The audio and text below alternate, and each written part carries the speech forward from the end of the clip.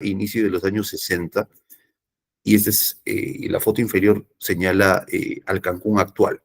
En el lado derecho, algo parecido, ¿no? Cómo se veía Cancún, el brazo de tierra, sin hoteles, ¿no? Y el brazo de tierra actual, ¿no? Entonces muchos se preguntan, pero profesor, ¿esto por qué no lo cita? Pues le cuento, le cuento. En el caso de Cancún, el desarrollo de Cancún es básicamente o tiene un origen de carácter gubernamental, ¿no? En los años 50, México se estaba planteando qué actividades económicas deberían desarrollarse para suplir las extractivas que venía realizando, ¿no?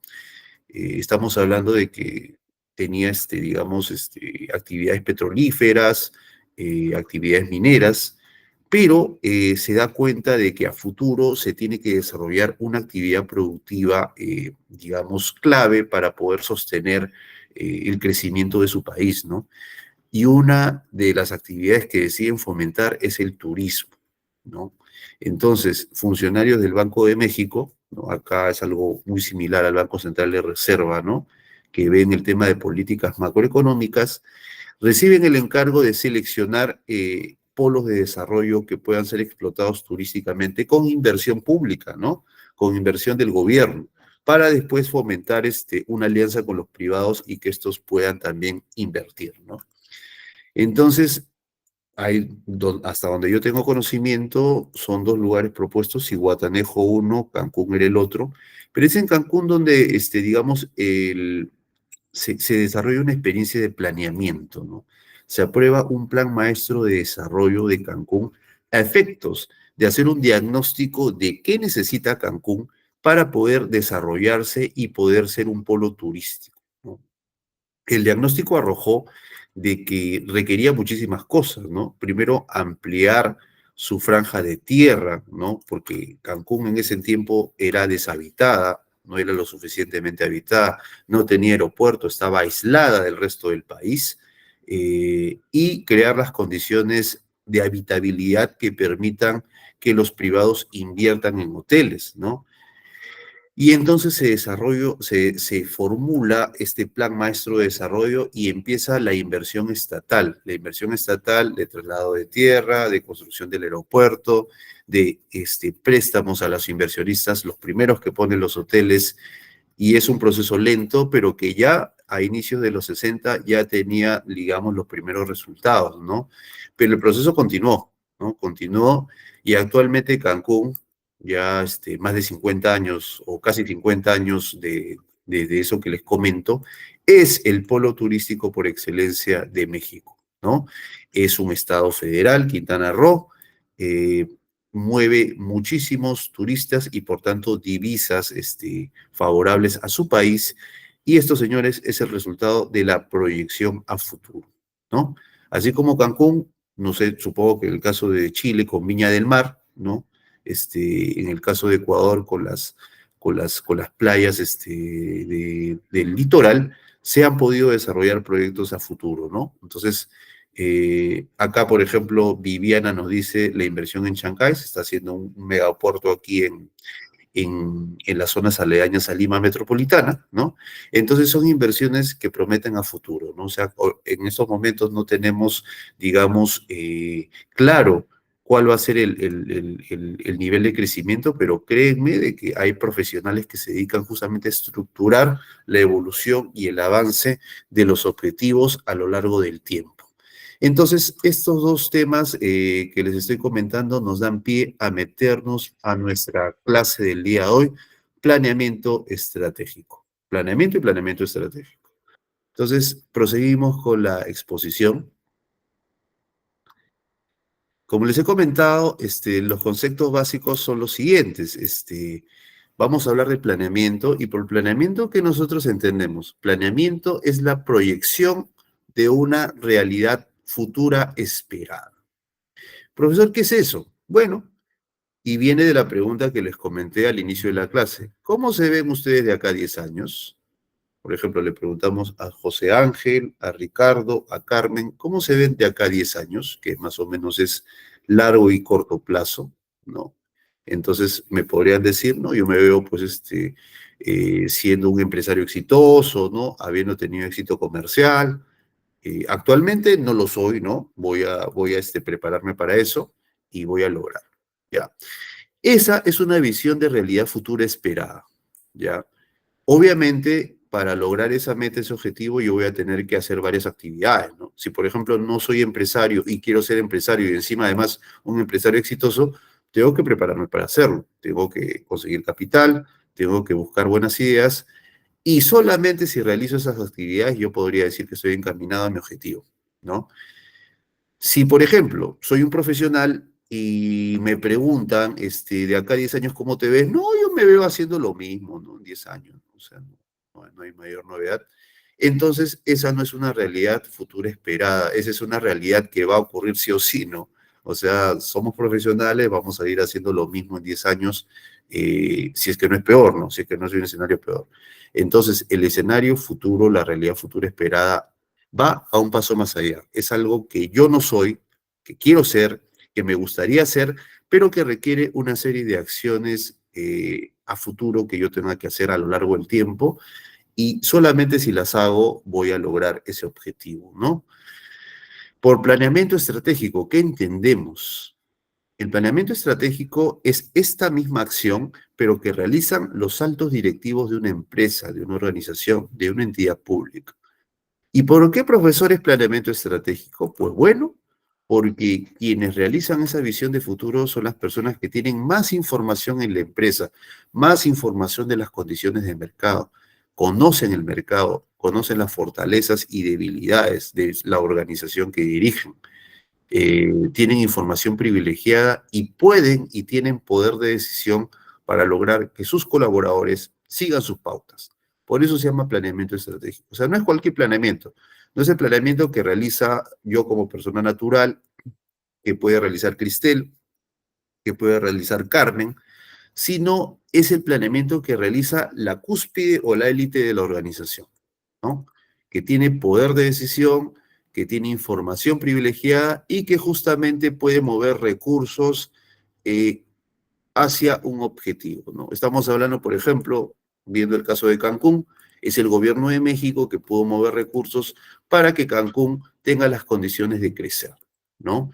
Es el gobierno del Perú que está tomando decisiones para hacer realidad el megapuerto de Chancay, ¿no? Ese es el planeamiento estratégico. Y la política pública, ya habíamos hecho un adelanto la clase anterior, la política pública es la acción planificada de la administración pública para resolver un problema público. Profesor, ¿qué es eso? Problemas públicos son los problemas que trascienden al individuo. ¿En qué sentido? Yo puedo tener un problema, digamos, en mi negocio, no tengo facilidades de repente para poder hacer algunas actividades, no tengo las autorizaciones que me permitan a mí realizar una actividad, eh, pero cuando ese problema se multiplica y lo tienen muchas personas y se vuelve un problema público, ¿no? Problemas públicos, por ejemplo, los que tenemos en la ciudad de Lima con las altas tasas de criminalidad, ¿no?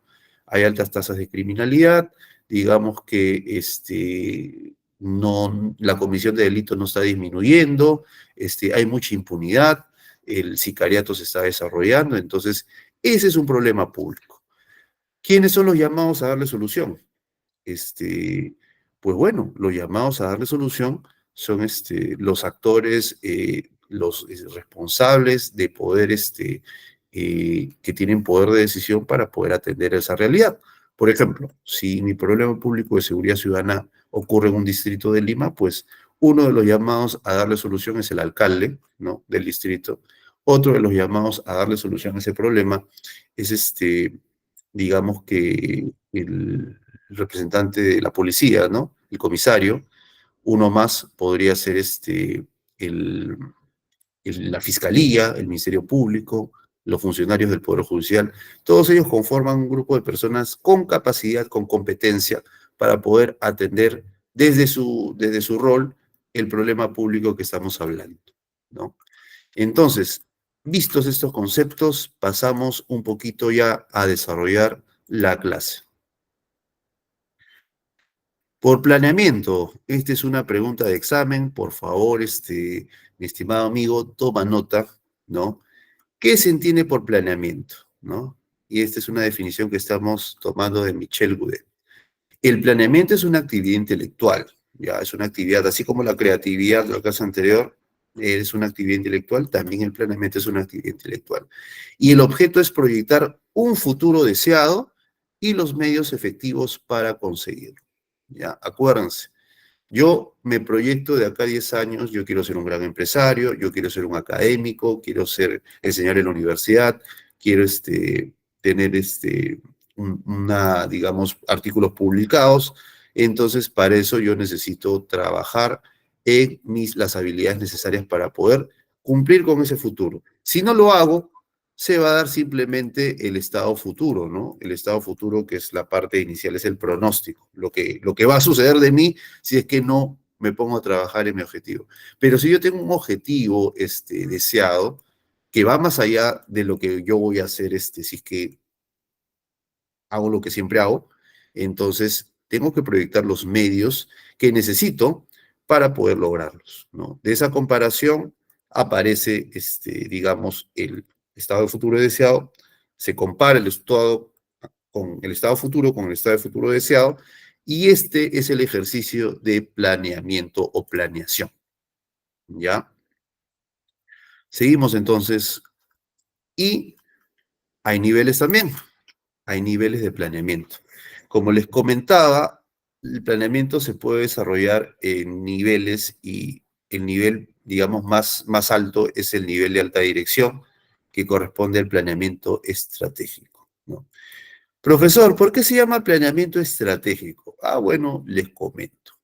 Lo que pasa es que es una cuestión etimológica, pero también conceptual. En la antigua Grecia, había una figura militar que se llamaban los estrategos, ¿ya? En la antigüedad, la actividad más importante, a diferencia de la nuestra, no era la comercial, no era la empresarial. La actividad más importante que daba riqueza a los estados, a las naciones, era la guerra, ¿ya? Era la capacidad de una sociedad, de un estado, de un reino, de imponerse a otros, ¿no? Entonces, en Grecia estaba conformada por ciudades-estado. Las ciudades-estado peleaban mucho entre sí, pero se conquistaban mutuamente, lograban expandirse, y justamente eso era el motivo de su riqueza, ¿no? Los estrategos eran los generales de más alto rango, que tenían la capacidad de manejar cientos de buques de guerra, ¿no? Miles de soldados, y podían ser decisivos en una batalla, en una guerra, que finalmente decante en riqueza para su Estado, para su reino, ¿no? Entonces, digamos que el planeamiento o la acción que realizaban los estrategos, la proyección que podían hacer, decidía la riqueza o la pobreza o la caída en desgracia de un reino. Es por eso que eran muy importantes.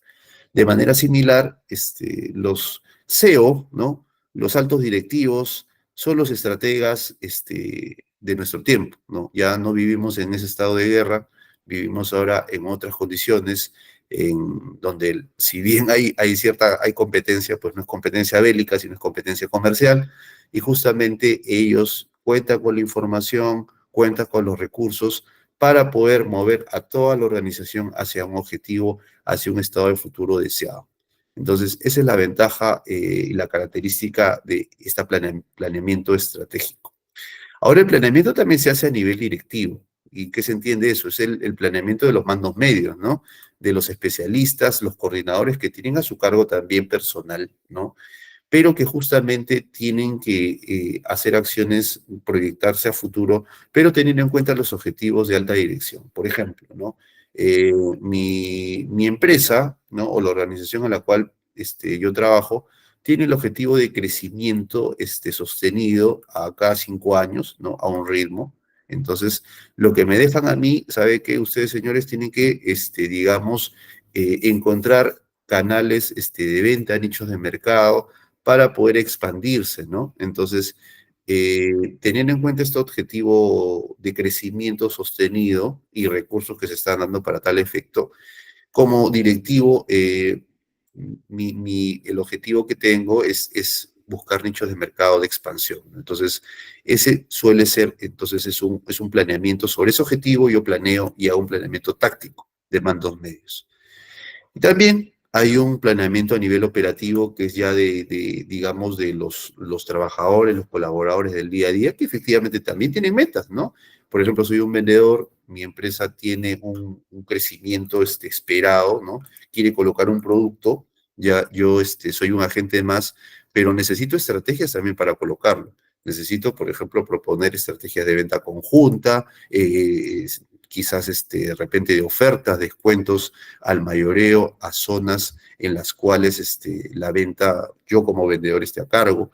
Entonces, este es el planeamiento del día a día, es el planeamiento operativo, que también tiene objetivos, pero yo tengo que moverme en el espacio de los objetivos de alta dirección y de los mandos medios, ¿no? Entonces, ese es digamos, la diferencia entre los niveles de planeamiento que estamos viendo aquí. Seguimos entonces con este tema del planeamiento estratégico. Y el planeamiento estratégico, ¿cómo se caracteriza? Bueno, cuando la alta dirección se reúne para poder, digamos, decidir, ¿no? O sea, hacia dónde quiere ir, pues obviamente va a tener que empezar a hacer un ejercicio, ¿no? Que es una combinación de análisis externo, o sea, de las condiciones externas, el contexto, ¿no? Sea global, sea internacional, el análisis interno, o sea, sus fortalezas y debilidades, ¿no? El externo son las ventajas y oportunidades, y los valores de su organización para poder determinar una visión a largo plazo, ¿no? El planeamiento estratégico va sobre todo a largo plazo, ¿no? ¿Cuál es el ejemplo quizás más conocido de planeamiento estratégico? Pues, digamos, vuelvo a citar la película de Steve Jobs, ¿no? O sea, Jobs, por ejemplo, desde los primeros, digamos, artefactos o dispositivos que crea con la Mac, la Macintosh, tenía el objeto de ofrecer a sus clientes, digamos, mejoras que involucren una extensión o una facilidad, o sea, que cada vez esta mejora le dé una facilidad al consumidor, ¿no? Le dé un aspecto del cual deba preocuparse menos, sea en el tema de oficina, sea en el tema de comunicación, sea en el tema de comodidad. Entonces, se nota ahí una visión a futuro que todavía sigue. Y estamos viviendo una realidad de consumo comercial, de actualización, de innovación permanente, en parte gracias a la visión que han tenido estos empresarios del consumo, ¿no? Ese, por ejemplo, del punto de vista empresarial. Desde el punto de vista público, siempre cito esto, es el caso por ejemplo, del mensaje que dio John Fitzgerald Kennedy al Congreso de los Estados Unidos durante la carrera espacial, ¿no? En los años 60, Estados Unidos y Rusia estaban compitiendo por llegar a la Luna, ¿no? Y Rusia, a inicios de los 60, había tomado la ventaja, porque se adelantó a los Estados Unidos en enviar por primera vez un hombre fuera de la Tierra, que dio la vuelta a la órbita terrestre y regresó sano y salvo. Ese astronauta se llamaba Yuri Gagarin, fue la primera persona que pudo salir de la atmósfera terrestre y dar una vuelta a la órbita. Y en ese contexto, John F. Kennedy decide, evalúa, ¿no? Con gran visión política, digamos, teniendo en cuenta, hace un análisis externo, hace un análisis interno también de sus capacidades, los valores de su población y señala la visión de que antes que se acabe el decenio, los Estados Unidos logrará llevar un hombre a la luna y traerlo sano y salvo, ¿ya?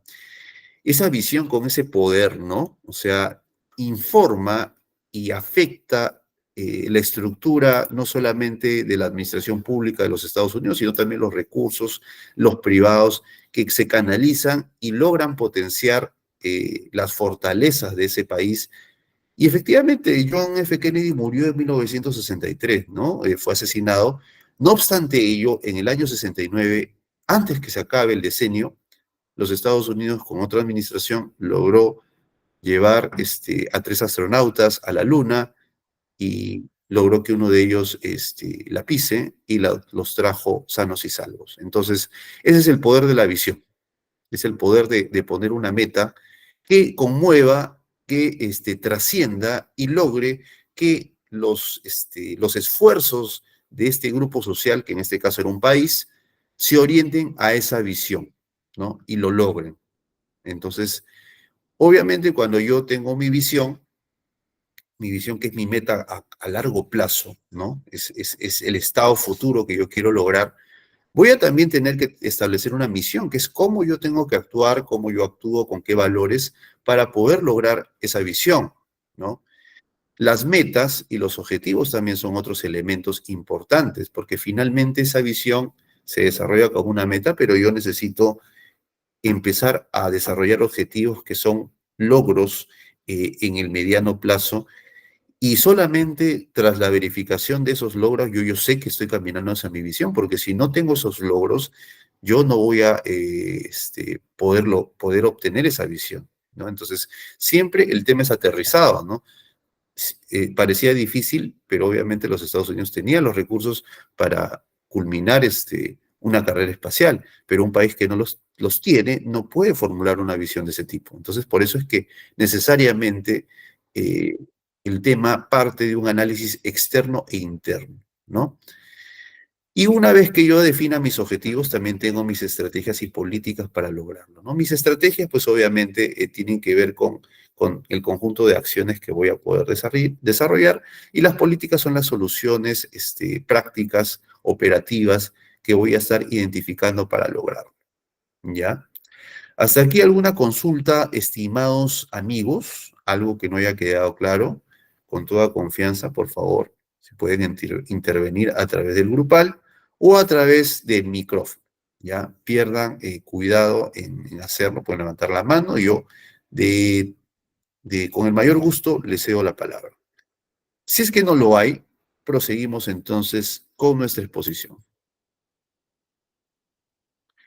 Entonces, somos testigos del ejercicio y del ciclo del planeamiento estratégico, ¿no? O sea, tengo que declarar mi misión y visión. Mi misión es a largo plazo. Mi visión es a largo plazo. Mi visión es la actividad que yo tengo que realizar permanentemente para lograrlo, ¿no? Y luego de eso, luego de que yo planteo ese objetivo a largo plazo, tengo que elaborar un diagnóstico. Oye, ya, está bien, esa es mi misión, mi visión inspiradora, ese es el análisis de la alta dirección. Pero ¿cómo lo aterrizo? ¿Cómo lo vinculo? ¿Cómo logro identificar si estamos avanzando efectivamente hacia esa misión, esa visión? Entonces, ahí es donde se hace el diagnóstico, se hacen los escenarios, ¿no? Tengo muchas alternativas para llegar a esa visión y tengo que formular mis objetivos estratégicos. En estos escenarios, digamos, yo necesito avanzar en este ritmo, de esta forma, y veo las alternativas, la viabilidad de hacerlos, defino las estrategias en función a mis recursos, en función a mis capacidades, implemento políticas que solucionan problemas públicos cotidianos para poder lograrlo, y finalmente retroalimento este ciclo con el seguimiento y evaluación para ver si efectivamente yo estoy cumpliendo con esos objetivos o no, ¿no? De esta manera yo ya he hecho toda mi cadena de realización, pero efectivamente tengo que verificar si estoy avanzando hacia ello o no. Y si no lo hago, pues va a tener que haber un reajuste, sea en los objetivos estratégicos, sea en las políticas o incluso en la propia visión, ¿ya?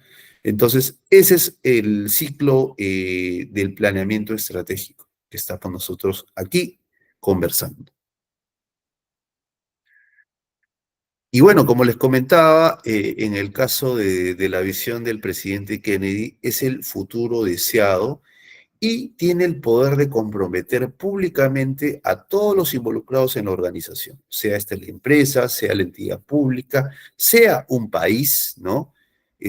Nosotros logramos poder unir, ¿no? A la colectividad en ese objetivo, en esa visión. Entonces tiene un efecto comunicacional muy fuerte, ¿no? Y eso es cierto, pues hay algunos países que tienen ese tema más claro que otros. Aquí en Latinoamérica, digamos que el planeamiento estratégico en cuanto a visión no está siendo del todo efectivo, ¿no? Pero sí vemos, sobre todo en los países de primer mundo, o en los países desarrollados, en que el poder de esta visión es necesario para complementar o lograr objetivos que parecían poco probables, ¿no? Acuérdense los objetivos de reactivación económica después de las guerras mundiales, ¿no?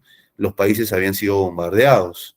No obstante ello, los países europeos se trazan objetivos, se trazan visiones de recuperación económica para poder salir de la crisis. Entonces, es importante poder plantear una visión y trabajar en su logro, ¿no? Entonces, en el caso y eso recae, como les comento, en las personas que conforman la alta dirección, ¿no? Los mandatarios, ¿no? Si es que los mandatarios tienen claro ese rol de visión, entonces lo van a hacer. Si no lo tienen, entonces va a afectar el funcionamiento de todo su país. Y es un concepto que tiene mucho que ver con el liderazgo, ¿no?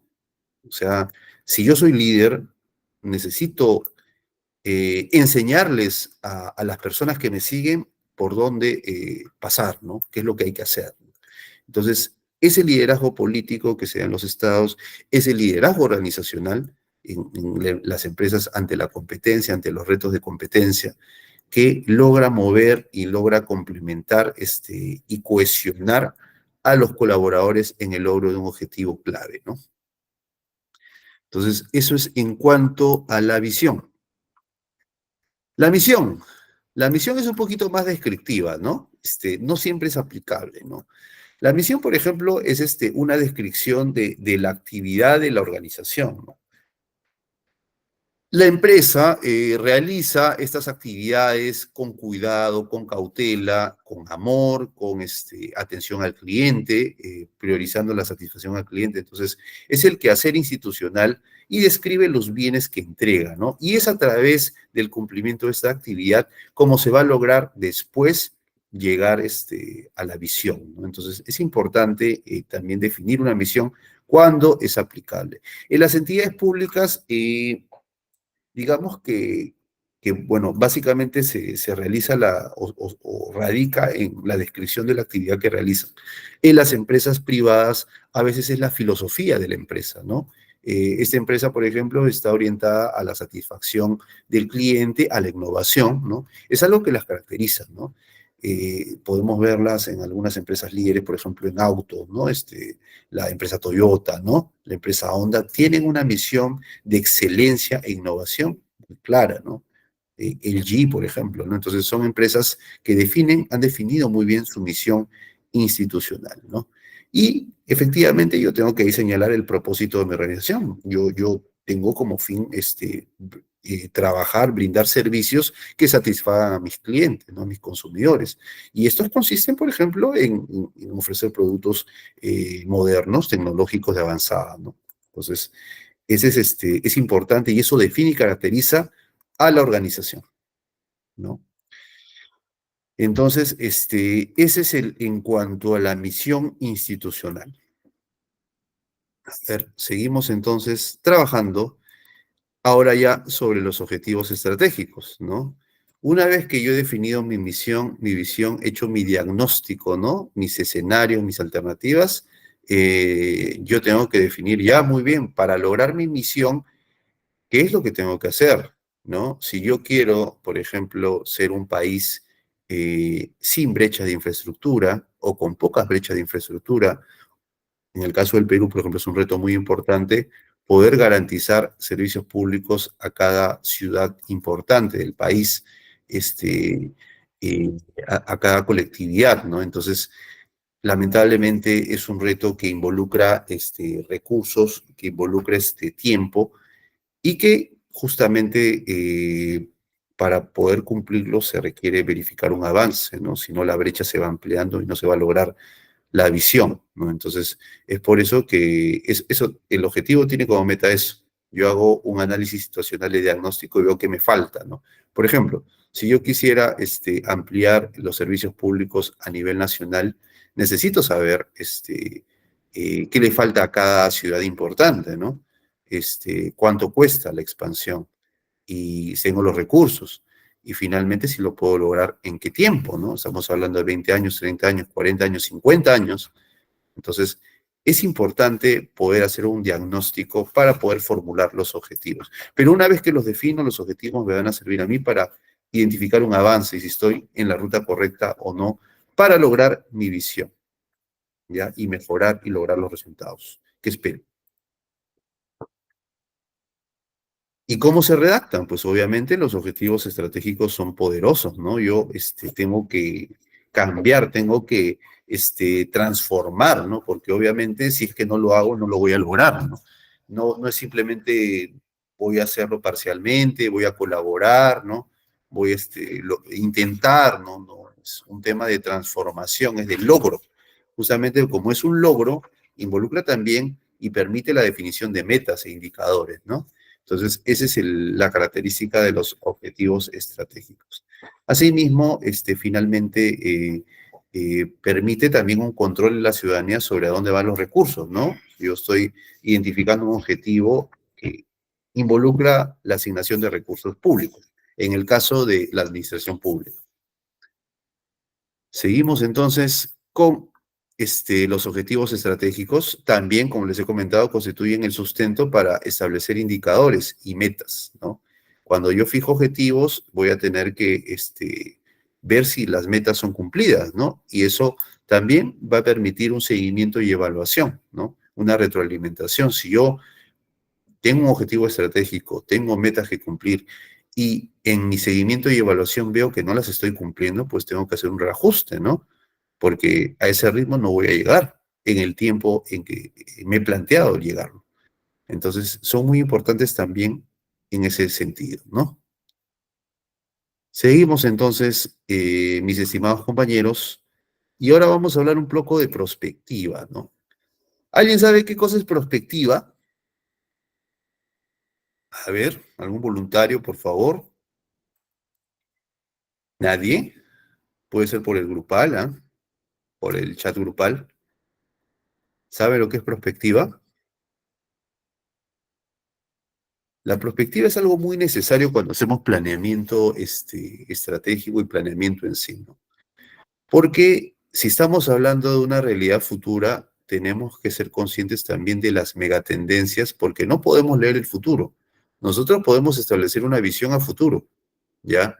Pero tenemos que saber cuáles son esos factores externos, ese análisis externo que hemos visto en nuestro cuadrito de formulación del planeamiento.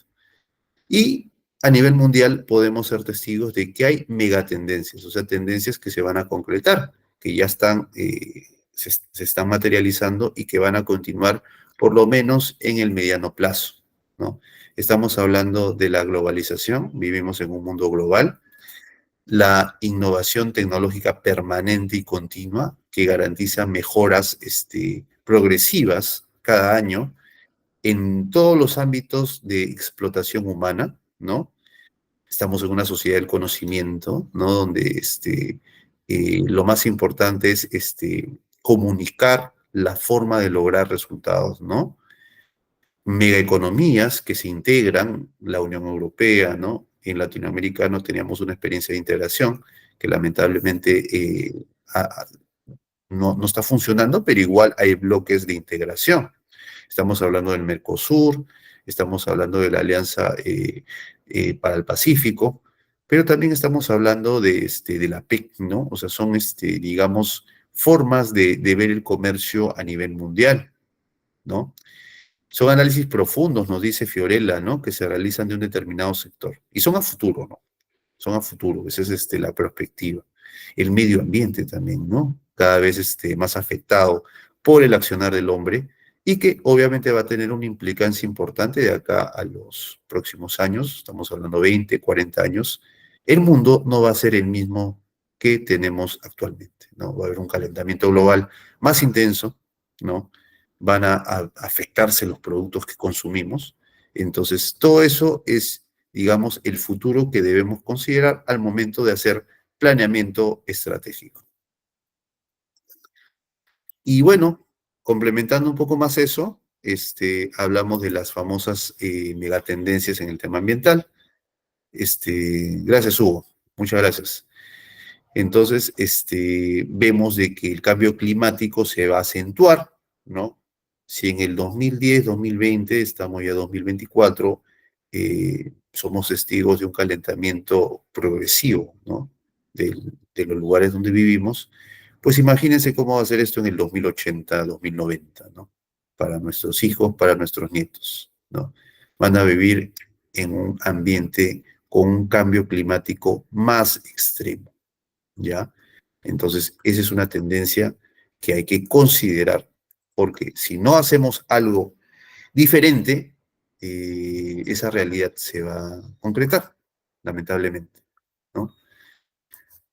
Así también hay otros tendencias en la industrialización, ¿no? O sea, por ejemplo, la tendencia a la nanotecnología, ¿no? O sea, nanotecnología es la, digamos, la tecnología mínima, ¿no?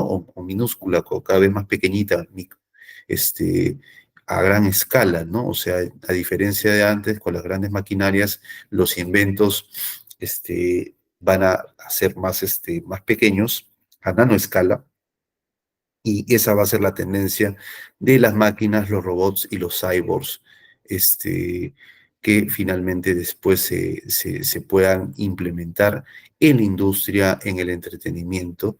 Y ese, por ejemplo, es una tendencia robótica y nanotecnológica que cualquier empresario a futuro tiene que considerar en su actividad productiva, ¿no? Y bueno, entonces terminamos un poco, Fernando Mejía. Muchas gracias, Fernando. Un poco este tema de la tendencia, ¿no? De las megatendencias y de la perspectiva, y nos vamos un poquito más a lo que es la política pública, que finalmente, ya esto aplicándolo ya estrictamente en el tema de gestión pública, nos permite a nosotros dar soluciones a problemas públicos, ¿no? Como les comentaba al inicio de esta clase, los problemas públicos son muchísimos, ¿no? En Chile, en Ecuador y en otros países hermanos de Latinoamérica, los mismos están presentes en diferente grado. El tema de seguridad ciudadana, el tema de pobreza, el tema de servicios, el tema de desarrollo de mayores actividades económicas. Somos naciones predominantemente extractivas, ¿no? Deberíamos tener otros focos de desarrollo, otras actividades económicas con más proyección. Entonces, son aspectos que nos unen en Latinoamérica. Pero los problemas públicos van sobre todo por las necesidades colectivas, ¿no? O sea, hay colectividades que tienen diferentes problemas, que tienen intereses políticos, tienen llegada a actores políticos y lo plantean, ¿no? Plantean cómo solucionar ese problema público, ¿no? La seguridad ciudadana quizás sea algo lo más tocante, pero hay otros problemas públicos que también se plantean, ¿no? Y digamos que presentan un escenario complejo, ¿no? Donde los actores o los decisores públicos van a tener que evaluar el escenario, van a tener que diseñar una alternativa de solución, van a tener que formular una política pública, implementarla y evaluarla. Y los problemas son de todo tipo, ¿no? O sea, pueden ser problemas de salud, acceso, digamos, a medicamentos, política educativa, ¿no? Incremento de este rendimiento escolar para los niños en zonas rurales, como lo vimos en la clase anterior, eh, y mejora, por ejemplo, de los índices o niveles de salud en la población. Entonces, justamente, ese es los analistas de políticas públicas identifican esos problemas, ¿no? Identifican los problemas, sus causas, y formulan una alternativa de solución, y que en esencia es la política pública, ¿no? Entonces, es así como se estructura esta iniciativa, ¿no? En el caso peruano, ¿no? Ahora sí ya un poquito hablamos ya más que nada del Perú por ser una realidad más próxima. Vemos básicamente dos vertientes, ¿ya? Y eso tiene que ver también con el título de la clase. Hay políticas y planes, ¿ya? Las políticas normalmente son de largo plazo y mediano plazo, ¿ya? Las políticas de Estado, las políticas de la nación, del Perú, trascienden gobiernos y son de largo plazo, o sea, estamos hablando de acá a 30 años, ¿no? Son objetivos que se tienen que trabajar y que son ambiciosos y que involucran una transformación de la sociedad, ¿no? En el caso peruano, tenemos un foro que se llama el Acuerdo Nacional que ha definido las políticas de Estado, ¿no? Tenemos un ente técnico que es el ente rector del planeamiento estratégico aquí en el Perú, que se llama el Centro de Planeamiento Estratégico Nacional, CEPLAN, ¿no? Y la formulación de objetivos a largo plazo. Eso es en políticas de Estado. Las políticas también son de mediano plazo, son prioridades del gobierno, son más cortas, ¿no?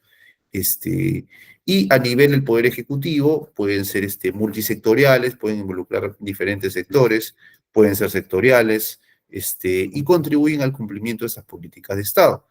Y finalmente, para el logro de estas políticas se requieren planes, y los planes son formulados ya por las entidades públicas o los sectores, ¿no? Programas, proyectos y actividades. Y todo esto logra la concreción de los objetivos, ¿no? Los objetivos de largo plazo se cumplen a través del desarrollo de políticas de mediano plazo y de planes de mediano y corto plazo, ¿ya? Entonces, así es como nosotros vamos estructurando nuestra planeamiento. Y vamos a tomar un ejemplo, pues, ¿no? O sea, un ejemplo acá en el caso de salud, ¿no? Por ejemplo, tenemos una política de Estado, estas políticas a largo plazo, ¿no? Que dice lo siguiente, ¿no? Que aquí al 2050, estamos 2024, o sea, acá 26 años, el Perú va a tener un acceso universal, o sea, para todos, de los servicios de salud y seguridad social. ¿Qué significa eso? Que todos los peruanos, los ciudadanos peruanos, tenemos que tener un acceso, todos, a los servicios de salud y seguridad social, ¿no? Porque no los tenemos ahora, ¿no? Ahora hay muchos peruanos que están excluidos de los servicios porque no están afiliados, porque no tienen un empleo formal. Entonces, el objetivo de Estado es que todo ciudadano peruano tenga un acceso a los servicios de salud y seguridad social, ¿no?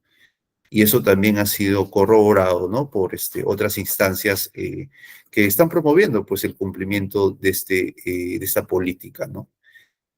Y para su cumplimiento, para el cumplimiento de este objetivo a largo plazo, se ha formulado, digamos, una política pública, nacional, multisectorial, de varios sectores, que, bueno, tiene como objeto el mejoramiento de la salud de la población, ¿no? La reducción de los efectos negativos, las enfermedades. Entonces, hay una política pública de mediano plazo que va a ir en la línea de este objetivo a largo plazo.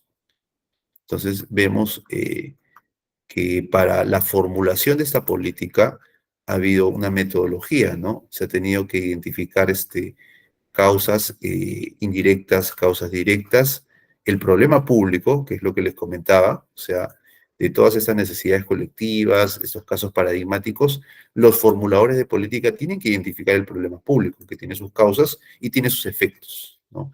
Entonces, el problema público que en este caso esta política nacional multisectorial de salud ha identificado es que nosotros los peruanos tenemos muchos años de vida saludable perdidos por causas evitables.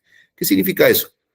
La vida de una persona, digamos, tiene un pronóstico de años de vida saludables, años en los cuales yo no voy a sufrir de diabetes, no voy a sufrir de hipertensión, eh, no voy a tener enfermedades cardíacas, porque se supone que si me cuido bien, si como saludablemente, si hago ejercicio, si voy al médico, me chequeo, no voy a tener problemas de ese tipo.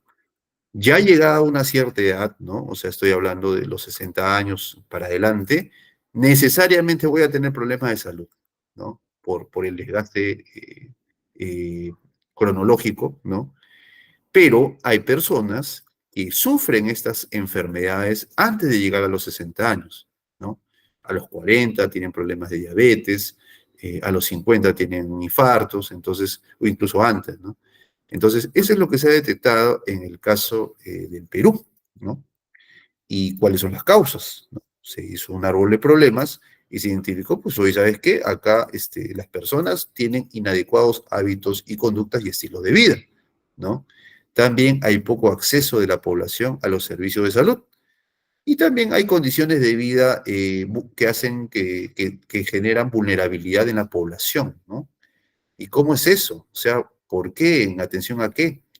Bueno, se ha identificado de que hay, digamos, una pobre cultura de la autoevaluación y prácticas saludables, ¿no? Eh, digamos, hay también limitado acceso a los servicios de salud, ¿no? De carácter suficiente, o sea, hay brechas de infraestructura para atenderlo. O sea, de repente puede haber un establecimiento de salud cerca a mi casa, pero siempre está lleno y no me van a atender. Entonces, por problemas de acceso, no voy a ir, ¿no? No me voy a chequear, ¿no? Así también no hay atención personalizada que me permita llegar a un buen diagnóstico.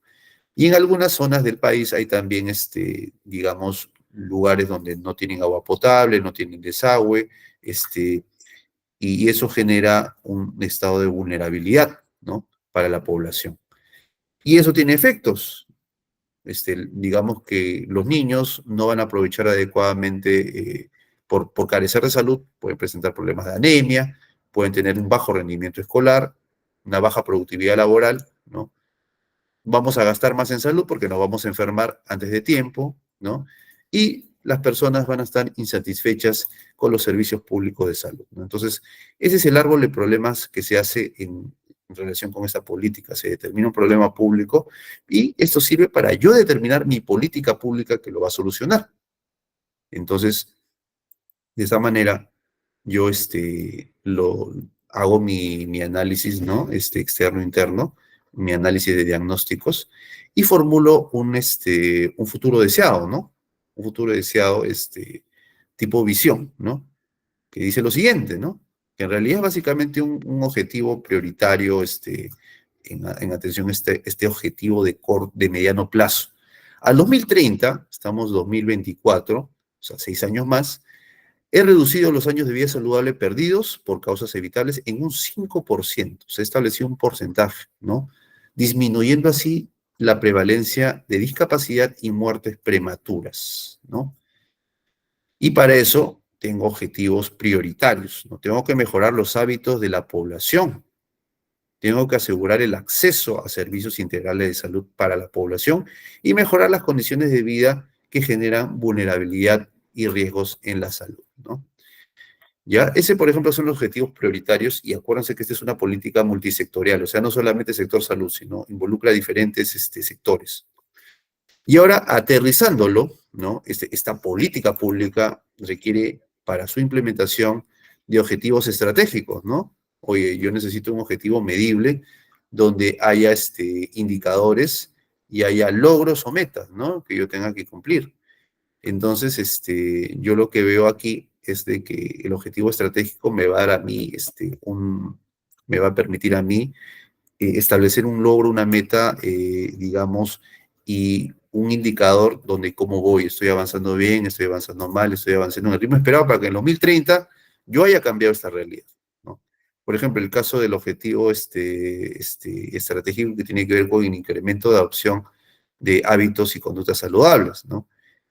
Defino mi indicador, es el porcentaje de menores de 6 meses con lactancia materna exclusiva, ¿no? O sea, son menores que están, digamos, previniendo la anemia, ¿no? Eh, a través de esta canal y tengo un porcentaje, tengo una meta, ¿no? 2024, 67%, voy incrementando el 2025, 69%, 2026, 71%, hasta llegar al porcentaje esperado, ¿no? Hay un responsable del indicador, y así también hay, por ejemplo, porcentajes de personas de 15 años a más que consumen al menos 5 porciones de fruta y ensalada de verduras durante el día, que tiene que ver con información y promoción de la salud, ¿no?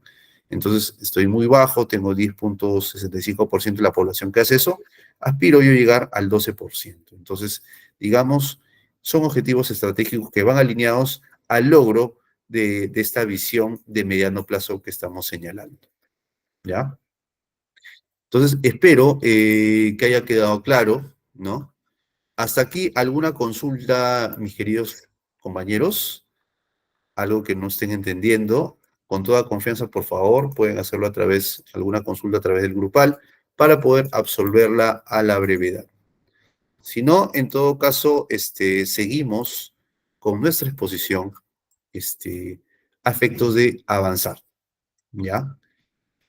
Entonces les cuento, ya que hemos hablado de una manera más general del tema de planeamiento estratégico y el planeamiento estratégico orientado a la administración pública, les comento que en el caso peruano, digamos, el planeamiento estratégico es un sistema administrativo.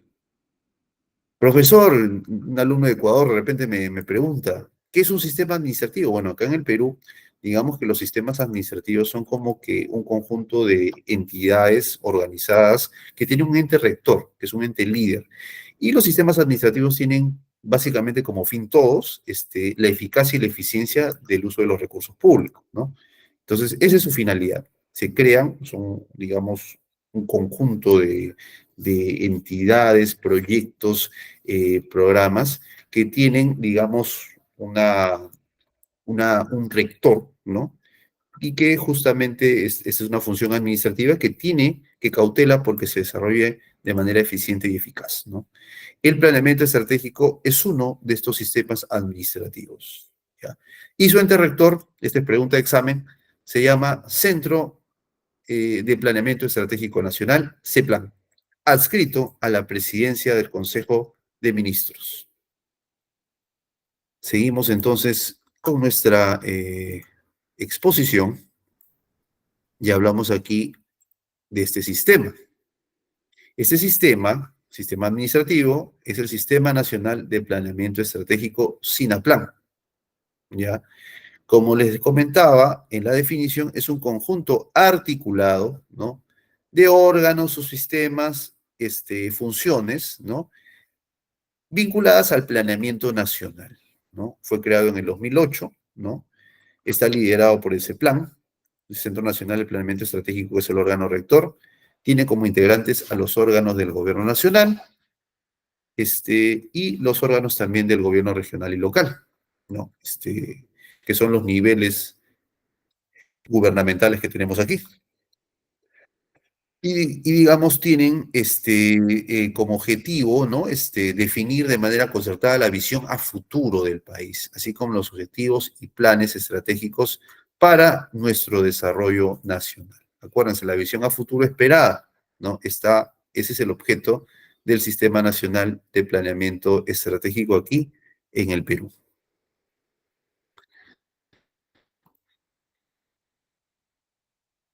Entonces, acá vamos un poquito relatando, ¿no? El SINAPLAN es el ente rector, ¿no? Está escrito la PCM, ¿no? ¿Qué tiene como objeto el SINAPLAN? Pues desarrollar una visión compartida y concertada, ¿no? Del país, ¿no? Entonces, eso es, digamos, el trabajo de ese plan, ¿no? O sea, formula y difunde una visión compartida y concertada. Un tipo de plan que ellos realizan, acuérdense, ya estamos, ya dejamos el tema de políticas públicas de mediano plazo, estamos ahora en planes de mediano plazo. El producto que ellos realizan es el Plan Estratégico de Desarrollo Nacional, ¿no? También tiene como función este ente rector asesorar a las entidades en la formulación de políticas y planes, ¿no? Y promueve la armonización en la formulación de estos planes, que no se contradigan, que no se superpongan y que estén alineados a esta visión compartida y concertada de futuro nacional, ¿no? Que requerimos. Tiene también, de manera similar al ciclo de planeamiento estratégico, hay un ciclo de planeamiento estratégico, digamos, en este sistema, ¿no? Tenemos un futuro deseado, ¿no? Ese futuro deseado que está definido en las políticas de largo plazo, ¿no? pero también tenemos para llevarlos a cabo políticas y planes de mediano plazo, ¿no? Donde se definen los objetivos estratégicos. Y bueno, luego de eso también tenemos la mejora continua y el seguimiento, ¿no? Para poder nosotros lograr una retroalimentación, ¿no? Siempre que busquemos este ciclo, acuérdense, empieza por una comprensión de cómo viven las personas en su territorio, ¿no? El futuro deseado que yo necesito para ellas y cómo esto se traslada a las políticas públicas, ¿no? De mediano y corto plazo, teniendo en cuenta la visión de largo plazo que ya tenemos y la retroalimentación permanente que se requiere para poder lograr estos objetivos y metas, ¿no? ¿Ya? Ese es también de manera similar al otro ciclo que vimos en la filiminia anterior, también se da en el caso del Sistema Nacional de Planeamiento Estratégico. Y bueno, acá nosotros podemos ver, como ya habíamos señalado con anterioridad, la articulación de los instrumentos del SINAPLAN. Hay políticas de largo plazo, políticas de Estado, que están en el Foro del Acuerdo Nacional, la visión de país al 2050, ¿no? El plan que formula ese plan se llama Plan Estratégico de Desarrollo Nacional, ¿no? Es aprobado por el Consejo de Ministros, es el instrumento orientador del planeamiento estratégico, ¿no? Eh, y está también alineado a estos objetivos de largo plazo, que están en las políticas de largo plazo de Estado. Luego de eso, ya a efecto cascada, hablamos de las políticas y planes de mediano y corto plazo. Tenemos políticas nacionales, ¿no? Que como ya les he comentado, son multisectoriales, son sectoriales, ¿no? Tenemos planes también, hay planes estratégicos sectoriales multianuales, planes estratégicos multisectoriales también. Hay política regional, instrumentos de política regional, hay también planes de desarrollo regional, política local, planes de desarrollo local concertado, política local distrital y provincial, ¿no? Planes de desarrollo local concertado distrital y provincial. Y finalmente, políticas institucionales que son de las entidades y planes operativos. Entonces, en este cuadro lo que nosotros estamos apreciando es el conjunto de políticas y planes que existe en este sistema, ¿no? De largo plazo los de arriba, ¿no? El caso del producto, el Plan Estratégico de Desarrollo Nacional que formula ese plan, y de ahí vienen las políticas de mediano plazo, ¿no? De mediano plazo, las políticas nacionales, regionales y locales, los planes sectoriales, multisectoriales, regionales, locales y planes institucionales que son propiamente de las entidades públicas, ¿no? Y siempre hay un seguimiento y evaluación que garantiza la retroalimentación para ver si están cumpliendo con los objetivos planteados y esperados. Acá también seguimos viendo cómo se disgrega, cómo se desglosa digamos, este Plan Estratégico de Desarrollo Nacional. Tiene acciones estratégicas, objetivos específicos, objetivos nacionales. Las políticas nacionales, por su lado, tienen servicios y tienen objetivos prioritarios. El Plan Estratégico Sectorial Multianual o Plan Estratégico Multianual tiene acciones estratégicas sectoriales y objetivos estratégicos sectoriales. Los instrumentos regionales y locales tienen acciones estratégicas territoriales, ¿no? En función al territorio en el cual se formulan. Y los planes de corto plazo, que es el Plan Operativo Institucional y el Plan Estratégico Institucional, el POI tiene actividades operativas, ¿no? No tiene objetivos. El PI tiene acciones estratégicas institucionales y ellos sí tienen objetivos estratégicos institucionales, ¿no? Entonces, así vemos, apreciamos de mejor manera este ejercicio de articulación de los instrumentos del SINAPLAN, ¿ya? Y se espera un impacto agregado, sobre todo en ese tema de políticas, ¿no? Que es sobre el cual recae propiamente el sistema, ¿no? De mediano plazo. Seguimos entonces, acuérdense Otra vez insistimos en esto, la política de Estado son de largo plazo, digamos, trascienden gobiernos, logran el bienestar de las personas. Política de Estado, la visión del Perú al 2050 son instrumentos de planeamiento estratégico de largo plazo y son políticas, ¿no? El Plan Estratégico de Desarrollo Nacional es producido por CEPLAN, ¿no? También, digamos que va a largo plazo, ¿no? Tiene una proyección al 2050. Y luego vienen ya los instrumentos de planificación de mediano y corto plazo. La política general del gobierno, por ejemplo, es de mediano plazo. La presidenta Dina Boluarte, bueno, y su antecesor Pedro Castillo formularon una política general de gobierno por el periodo 2021-2026. Entonces, básicamente por esos 5 años se priorizan los objetivos de desarrollo que ese gobierno quiere lograr. Eh, Seguimos entonces con este tema de las políticas y planes, ¿ya? ¿Qué son las políticas? Acuérdense, son decisiones a través de las cuales se prioriza un conjunto de objetivos para resolver un problema público. Es una política pública, ¿ya? Tengo un problema público, tengo una política nacional pública que le da respuesta, ¿no? Algo así como lo que vimos en el ejemplo de salud, ¿ya? Para su implementación se refleja también en los diferentes planes. O sea, yo formulo mi política pública nacional, multisectorial, pero para poder lograr el cambio esperado, necesito que mis planes de mediano y corto plazo puedan también estar orientados a esos objetivos, ¿no? Tenía, por ejemplo, mi política de reducción de años de vida saludable, o sea, o mejor dicho, incremento de años de vida saludable a través de prácticas saludables, ¿no? Yo tengo esa visión, tengo ese objetivo estratégico, pero necesito que las entidades responsables, en lo que vimos nosotros era el Ministerio de Salud, cumplan con sus objetivos estratégicos. Algunos son, digamos, a mediano plazo, ¿no? Al 2030. Cada año tienen un indicador, ¿no? Entonces, eso, el instrumento que nosotros vimos es el Plan Estratégico Sectorial Multianual, ¿no? El PESEN, así se llama, donde se vislumbra ahí la estrategia de desarrollo para yo lograr ese objetivo al mediano plazo. En el tema territorial, el planeamiento estratégico también regional y local, ¿no? Este planeamiento estratégico tiene un enfoque territorial, o sea, hay políticas regionales, hay políticas locales, y eso es, digamos, el principal insumo que se ve en la implementación de estos objetivos.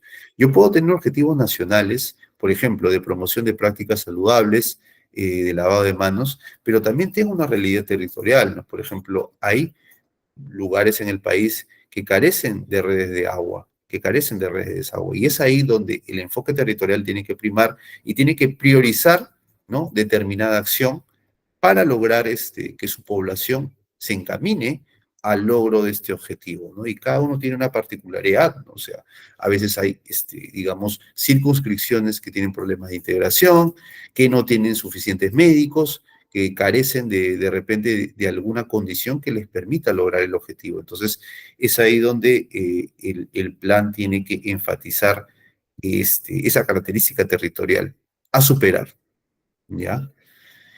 Entonces, proseguimos ahora sí con el planeamiento institucional. El planeamiento institucional, digamos, ya es de las entidades públicas propiamente dicho, que tienen pliego, o sea, que tienen un presupuesto autónomo, ¿no? Y que su planeamiento estratégico institucional normalmente es con un horizonte de 3 años, es de corto plazo, ¿ya? Pero tienen objetivos prioritarios. Por ejemplo, Brenda, ¿no? A Brenda la designan, funcionaria de un programa en el Perú, ¿no? Vamos a ponerle el programa Juntos, ¿no? Programa Juntos. Entonces, Brenda tiene la facultad de aprobar su plan estratégico institucional que va por 3 años adelante, ¿no? Y en ese plan, ella, como jefa de la institución, va a poder incorporar, digamos, objetivos a lograr por esa entidad, ¿no? Eh, y entonces es importante que entendamos de que las instituciones también tienen objetivos, también tienen características, también tienen recursos limitados, entonces ellos también tienen que priorizar dentro de los objetivos de largo y mediano plazo que tienen, objetivos a concretar en el espacio de los 3 años que siguen, ¿no? Y el plan operativo institucional tiene ya las tareas, ¿no? Lo que yo voy a realizar durante el año. Normalmente el horizonte es anual, también puede ser de 3 años, ¿ya? Pero se centra en las actividades y tareas. Entonces, si ustedes aprecian, este objetivo grande de largo plazo se va a decantar en objetivos de mediano plazo y finalmente en objetivos estratégicos, actividades y tareas que van a ir hasta lo que yo tengo que hacer, digamos, todos los meses. Eso se traduce en mi plan operativo institucional. Por ejemplo, vamos a dar un ejemplo. Yo tengo el objetivo de reducir las brechas de infraestructura en salud, ¿no? Es un objetivo, digamos, de mediano plazo. Para eso tengo que construir hospitales, ¿no? Y necesito que estos hospitales se construyan en el gobierno regional de Huánuco, ¿no? Entonces, el gobierno regional de Huánuco tiene que formular en su plan estratégico institucional un horizonte en 3 años, cómo va a ser para construir un hospital. Y en su plan operativo institucional tiene que señalar las actividades orientadas al logro de la construcción de este hospital. Entonces, este objetivo grande, ¿no? De mediano plazo, que es reducir las brechas de infraestructura, se va a concretar en la construcción de un hospital y en su puesta en funcionamiento, ¿no? Entonces, para eso yo tengo que priorizar mis recursos, mis acciones, como presidente regional o director regional de salud, para poder yo implementar este objetivo, ¿ya? Entonces, a eso va el planeamiento institucional. Es el planeamiento, digamos, más próximo, ¿no? Hay diferencias, obviamente, entre el PI y el POI. El plan estratégico institucional es diferente del plan operativo institucional. La principal diferencia quizás es, digamos, que el PI es básicamente de los pliegos presupuestarios. O sea, son las entidades que tienen un presupuesto autónomo. Los POI sí son de, esa definición la vamos a ver en las próximas clases, son de unidades ejecutoras que no tienen autonomía presupuestaria propiamente dicha, dependen de otra entidad que les dé el presupuesto, ¿no? Los POI no tienen objetivos, tienen solamente actividades operativas, pregunta de examen, ¿ya? Y los POI pueden ser de 3 años o de un año, y es, digamos, el instrumento de planeamiento más cortito, ¿no?